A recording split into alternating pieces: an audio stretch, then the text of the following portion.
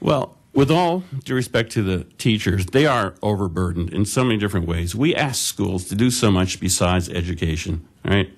We ask them to take care of hygiene, nutrition, mental health. There's so many different things that we ask the schools to do.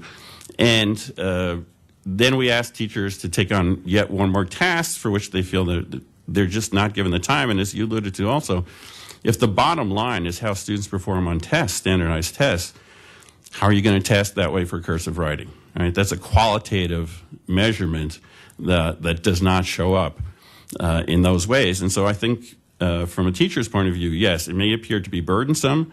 And certainly, again, if I look at the attractions to my career for producing software, helping develop software, for developing online courses and so forth, it's so much more inviting than to develop a course in penmanship. I mean, that's already been done.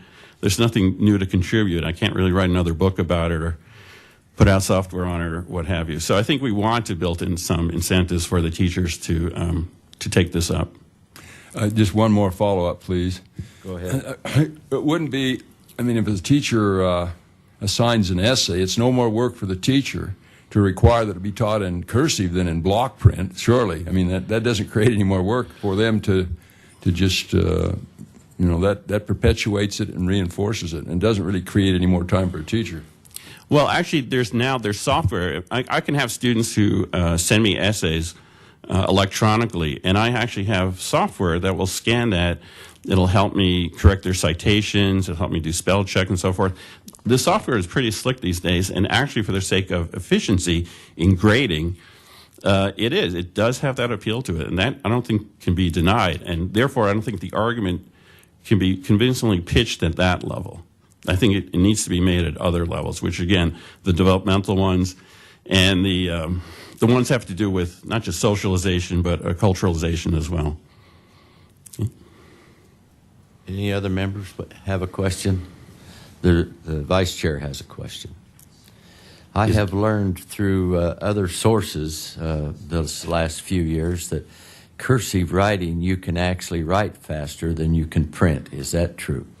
Yes, and that was actually why it was introduced amongst the scribes of the 15th century. You don't have to raise your pen. That's the point, is you're connecting the lines continuously. There's actually, if you look at some of the old initial instructions on how to learn cursive, there actually came instructions on how to breathe as you're writing, right?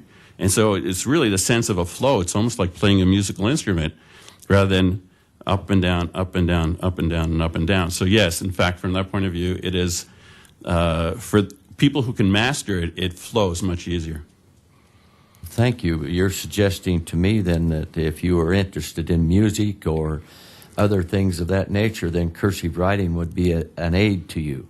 Is that correct? I would suggest even if you're interested in science, math, engineering, what have you. Because again, you're putting together your spatial sense, which is in one part of your brain, along with the cognitive sense and the visual sense and the manual facility as well. So I would say that for almost any discipline, cursive writing is an advantage. Thank you very much. We appreciate you coming this morning, Doctor. Thank you. Thank you for your time.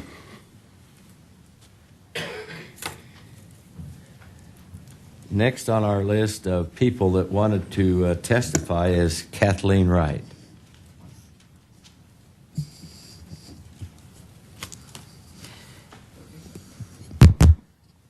Good morning. I'm Kathleen Wright. I'm actually the director of the handwriting department for Zahner Blosser Publishing. And Dr. Bateman invited me to come in, and it was fascinating to follow the professor who was just on, because the research that he has done so fully echoes the research that we have heard especially within the last year. One of the Zahner Blosser is a subsidiary of Highlights for Children, and so we're very child-focused. We're an American-based company.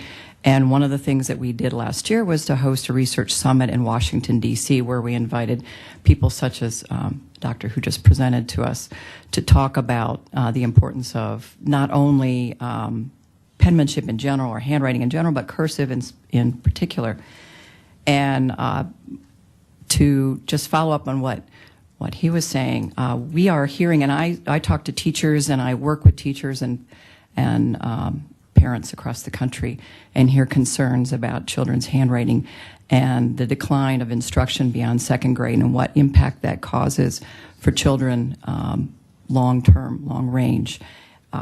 Cursive handwriting, we're finding it really does allow children to read cursive, and instructing it gives them a connection to their past.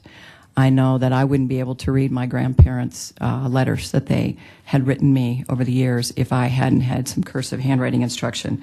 There are genealogical documents, there are primary source documents. There are many intangibles as well. With cursive handwriting, the focus that comes as a child is putting a pen on paper and focusing on what they're writing, that improves their fine motor skills. And that's a long-range thing that without art and in many schools and without music, without having handwriting, we don't have that extra practice. One of our researchers uses a phrase that, because the conversation across the country is keyboarding versus handwriting, and this is Dr. Berninger, who's at the University of Washington. She says, and I like the phrase, that children need to be multilingual by hand. And they need to not only be able to use a stylus and a keyboard, but they also need to be able to use a pencil and paper to help them learn. Handwriting is truly brain writing. It's the way we learn. I know that when I write things down, I remember it better. I know that I write things down for other people to be able to read. So it truly is an effective skill. Without cursive handwriting, where you don't pick your pencil up off the paper, as we heard a few minutes ago, the laborious task of capturing information is letter by letter in printing. She's also told us that cursive writing helps developing writers pay attention to all letters in a word in terms of the learning, and it improves spelling and writing and reading speed. So there is there is that intrinsic connection, as we just heard, in the brain on what's going on in terms of writing and responding to what we're hearing by capturing that information. So I wanted to keep that brief because he covered so much, and I'd like to hear from you any questions you might have. As a person who actually talks to educators across the, one-on-one in workshops and conferences, any questions you might have that might come about with cursive writing. Thank you, Mrs. Wright. Well, I shouldn't say Mrs. because I'm not sure that, Kathy. Mrs. is fine. Dr. Wright. Did you say Dr.? Okay. It's Mrs. Does the committee have any questions? Oh, Wendy. Representative Horman. I'm terrible at protocol. Thank you, Mr. Chairman. Thank you for being here. Oh, my question is one that Representative Bateman addressed earlier to the previous speaker on most appropriate times and to instruct and get the most benefit from that instruction. And in terms of most appropriate times, are you referring to grade level times? And it's a developmental process in handwriting, and as you heard earlier, you really do need to begin with printing. Printing is tied, as we've seen in brain imaging that has come out of Indiana University, printing is tied to reading. So when children are reading on grade level, then we want to transition them into cursive, and that's usually about, in my experience, it's the end of second grade, beginning of third grade, with a reinforcement through the years in some ways or another up through the lifespan of a child. I frequently have conversations with college professors who require things be written by hand. Some of that is because they know that children, or the older children, that students capture information better when they write it by hand. And some of it is just that they can tell that that person who turned in that paper actually wrote it versus having typed it and sent it in. And it might have been someone else who wrote it. So to your question, and in terms of time for a teacher, we usually recommend no more than 15 minutes of direct instruction a day. Representative Williams. Thank you, Mr. Chairman. I'm concerned, Doctor, about, and this question is a little bit off center, but I think it still parallels what we're talking about when I've heard twice today the terminology of a renaissance. I'm concerned about our English composition as well. And is there a parallel between the two? Because what I've observed in the business field in the last few years are so many people that have such difficulty putting sentences together, paragraphs, and I'm really, really worried about what we are getting in our schools. So is there kind of a connection there? And if so, could you talk to that, speak to that? Go ahead. Yes, out of the University of Washington and also several studies, Dr. Steve Graham at Vanderbilt and as I said, Dr. Berninger, the University of Washington have done studies on written expression and the need for children to be able to write automatically and fluently. And when you cease handwriting instruction with block lettering, you don't provide children with a continuous letter form. And the research does show that children capture more complete thoughts and more sentences when they write in cursive. Because you're connecting the letters, you're not lifting your pencil off the paper. When you think of it with printing, you're doing one letter at a time, but cursive, it can be a complete thought. Follow up of any kind? Okay. Thank you. Appreciate Dr. B. Mr. Chairman, Ms. Wright, I understand, but based on some of my reading, is that we really don't know the effects that are going to take place in moving away from cursive dramatically like we're doing to the keyboard, that there really needs to be some research as to the full effect this is having on kids and the brain development of children. And we may be doing more damage than we realize. Have you read that Yes. research? Yeah, if I may respond. Dr. Karen Harmon James, who's at the Indiana University, she's a neuroscientist. What she has done is the brain imaging and the scans on children as they're learning to read and the printing. And in conversation with her, what she has said is that we know what happens in children's brains when they are writing by hand. What we don't know is what happens if they stop. We don't know what those long-range effects are, and what happens if we take cursive writing out of the curriculum. We don't know what that means, because there is no long. I mean, do we really want to know that it's a negative impact? There is a lot that goes on with keyboarding and interfering in the process of composition, as we were talking earlier.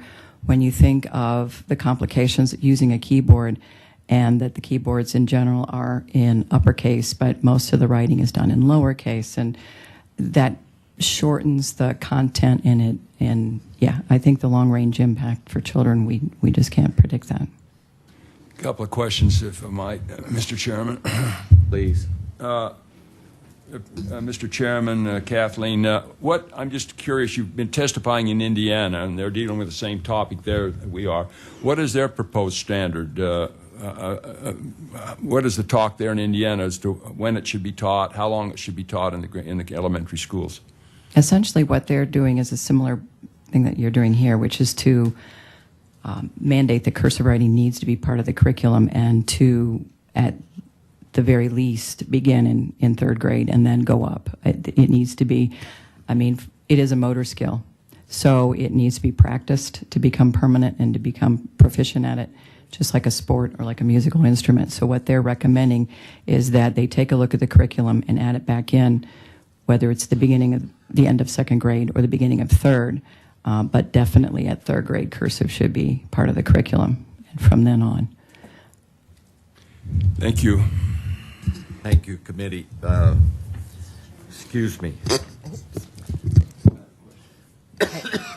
I'd like to do something first. Okay. Representative Van. Because of my condition, I'm going to ask the good chairman to take over. And by the way, I didn't recognize him when he come back, and that's part of my bad protocol. Not at all. Representative Nielsen, thank you so much for this. Representative Ward-Engelking. Thank you, Mr. Chairman. And I just have a real quick question. I think many of us who have been in education for a long time understand the relevance and the importance of cursive. The problem is, I think our students have decided it's not relevant. And do you have any thoughts on how to make sure that students, as they progress through the grades, still believe that cursive is relevant?